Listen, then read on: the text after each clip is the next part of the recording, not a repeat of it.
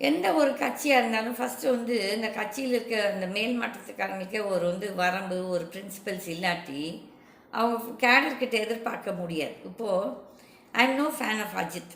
Let me be very very frank about it. வாழ்க்கையில் நான் யாருமே ஒரு ஹீரோ வர்ஷிப் பண்ணுறது எனக்கு பிடிக்காது.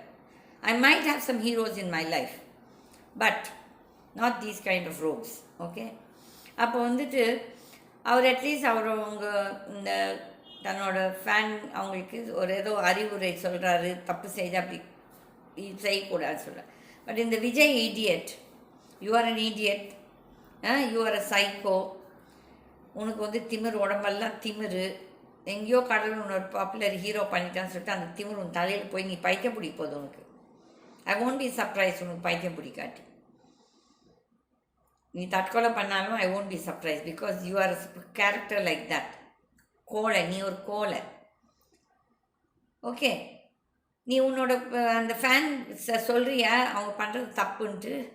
எல்லாம் மரத்து மேலே ஏறுதுங்க, எலக்ட்ரிக் கம்பத்து மேலே ஏறுதுங்க.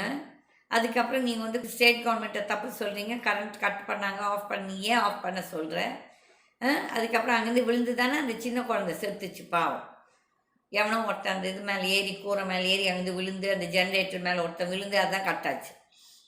இந்த உண்மையை ஏற்றுக்கிறதுக்கோ இல்லை ஒத்துக்கிறதுக்கு உனக்கு என்னடா இது?